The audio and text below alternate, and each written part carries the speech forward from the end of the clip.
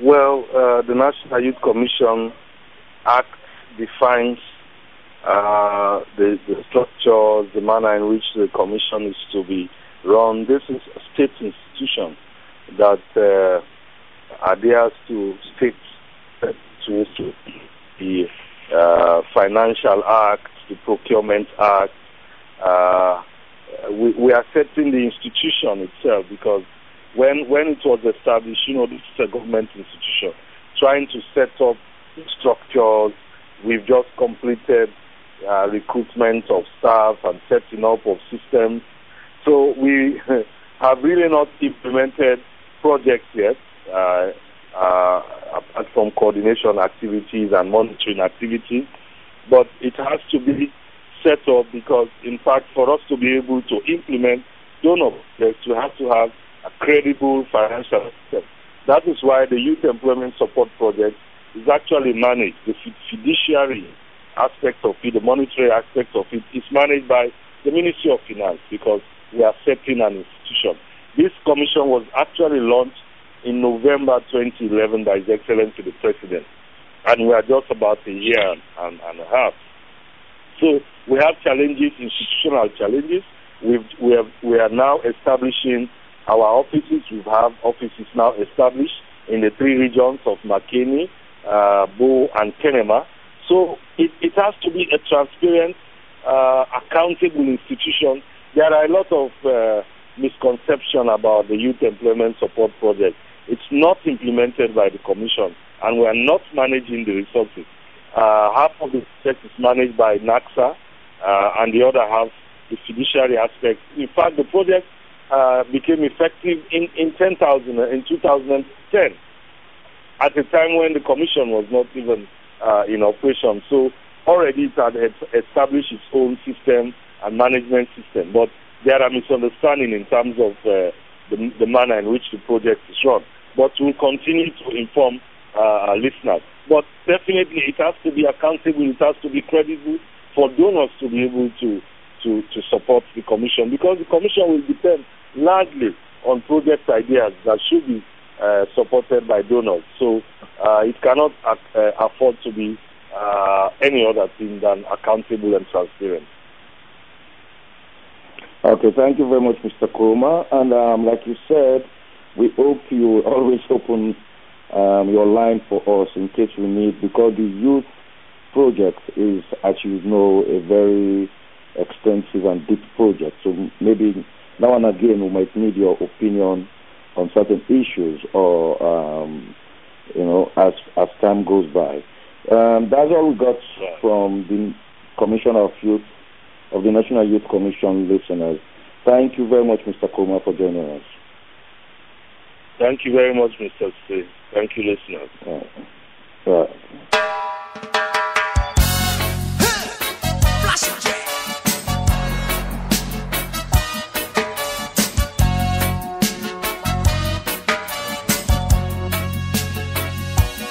Stepping out, stepping out, stepping out, stepping out. Open sesame, here comes Rastaman. Abacadabra, catch me if you can. I know you find it hard to believe that I am the genie of your lamp, and I can do anything you wish, but right now I'm commanding you to dance. Stepping out, stepping out. Oh, I'm stepping out, stepping out.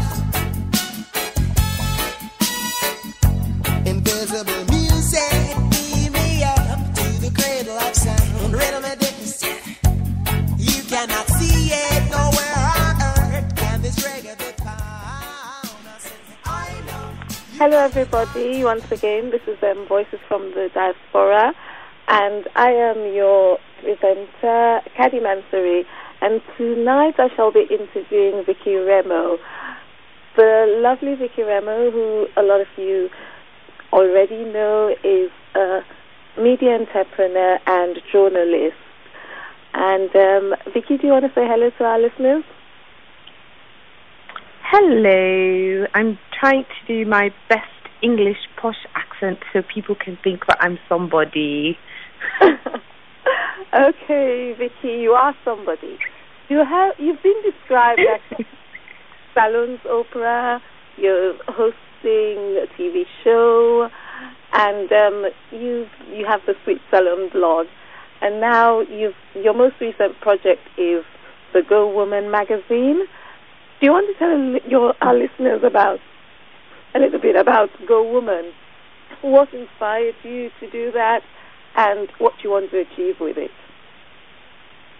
Oh, well, I mean, I would say that Go Woman it's kind of it's the beginning of a journey, but it's also the end of a journey, in the sense that it really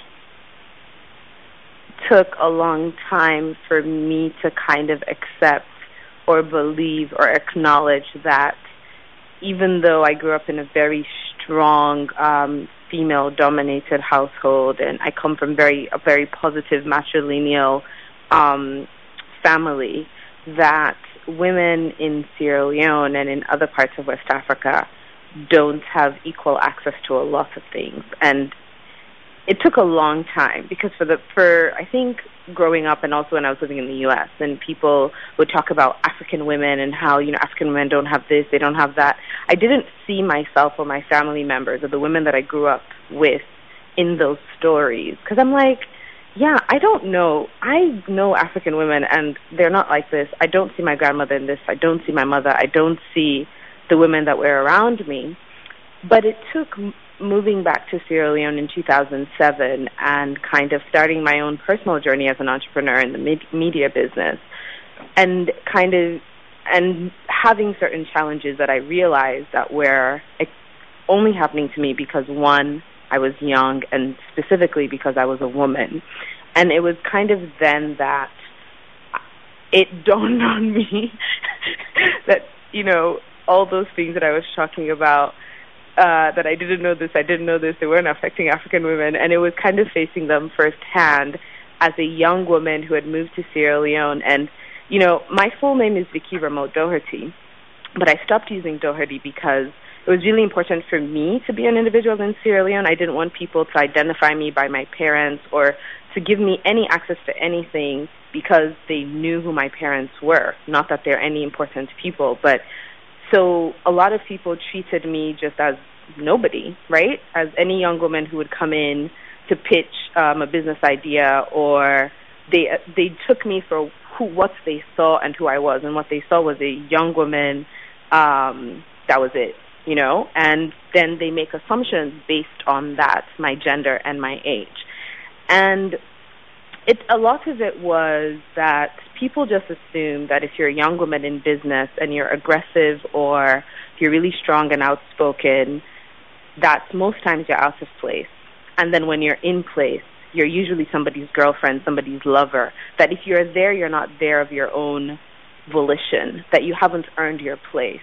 And that's what I faced a lot in Sierra Leone. So eventually it kind of led me to paying attention to the women's movement in Sierra Leone, which is the 30% movement, and joining the 50-50 group and working, doing a little bit of work with Mawopnet, and then later with the Woman Clinic, just kind of slowly finding my way into circles that I felt were women-friendly and cared about women's issues. But I never thought of doing a magazine. I mean, I just kind of felt like my commitment to those different organizations, or trying to do things with them on behalf of them, was just my own kind of, I'm a Sierra Leonean, it's my duty, I will do this. It was never still from the female. Sorry. Hello? Hello. Yes, just go ahead. Hello? Hello. Just go ahead. Oh, sorry. Yeah, sorry, I thought I lost you. No, it was never because I wanted to do a magazine. It was just because it's like a slow kind of awakening and realization that while Sierra Leone is a very liberal society and men and women can mix freely, that there's certain things in certain places that are freely accorded to women, and there are other things that aren't. And so I went away to journalism school and only thinking that what I would do would be to come back to Africa and produce my TV show. But then I got an opportunity to work with the Africa Channel, which is a diaspora African kind of TV network in the U.S., and they offered me a position, but then it wasn't in the capacity that I wanted. So I was forced to, sometime around August, really ask myself, well, what do you want for yourself? What do you want to accomplish? And that's kind of, I basically just sat in one hotel lobby for 2 weeks asking myself the same question over and over. And one of the things I wanted to do was to find a way to give voice to those experiences that I had running a business in Sierra Leone as a young woman, the way that people underestimate you, the way that people horrify you, which is automatically assume you're a whore, both men and women, the salacious, the dirty, the assumptions. I mean, I've been accused of everything, of sleeping with the president and every bank MD that's been in Sierra Leone simply because of the nature of my job. So I was like, well, I know that I'm not alone in this because I meet other young women who are enterprising and working and who I know have faced the same thing. And we need to find a way to kind of chronicle and archive our experiences, because if we don't tell our stories, no one is. And that's kind of where I got the idea about Go Women. And Go Woman to me is the kind of woman who finds a way when there isn't one, because running my own business, it was very challenging. And I didn't have any kind of help, really, just support from my mom and my best friends, you know. And primarily it was just me by myself. But I still kept on going. And people always assumed that I had more than I had. Like, if there's anything that's very real for me, is I always have to explain to people, I'm like, no, I'm not rich. No, my parents aren't wealthy. No, I don't come from money. No, people always assume that I have a lot of money. And so for me, a Go Woman is the kind of woman who finds a way when there isn't one. And I feel like we need to constantly, as young women or women of any age, be finding a way, because no one clearly in our societies is going to hand it to us.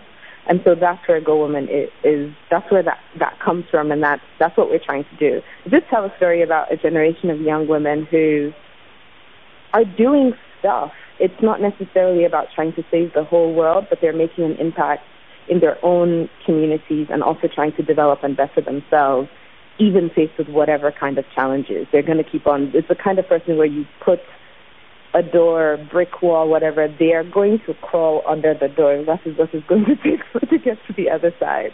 And that's the kind of energy that I think we need on the continent, and especially from women. So that's Go Woman. Thank you very much, Vicky. And I completely agree with you. That is definitely the kind of woman that we need, and it's very inspiring to hear you talk. You're also a keen supporter of young people, and you have the upcoming awards, which is the Youth Excellence Awards, and that's very inspiring. So what is your interest, again, in young people? We've talked about Go Women that focuses on women, and you mentioned a little bit about being young. Why is Youth Excellence and that project so important to you? Well, I guess everything that I do is kind of an exploration of where I am and who I am and where I find myself at any given time. Right now I'm young. Maybe when I turn 70, I'll start something for like the elite in Africa. But the thing is, if you've lived in Sierra Leone in the last 5 years, in the last decade, one thing that's true is that young Sierra Leoneans, most of the time, have not even gotten to the point where they can dream or fantasize about who they want to be or what they want to be. They don't know. And it's one thing to, dream and aspire, but it's another thing to be so poor of mind and spirit that you cannot dream. You ask somebody, what do you want to do? They tell you, whatever you want me to do, I will do it. And that is the level of desperation that I felt with young people. Every time I went somewhere, somebody would ask me, oh, Vicky, you're not going to ask me this, you're not going to do this for me, you're not going to do that for me. And I'm like, okay, well, what thing you want for do? But they don't know. They have no idea. And it's not because they don't want to do it, they don't want to try. It's because they are so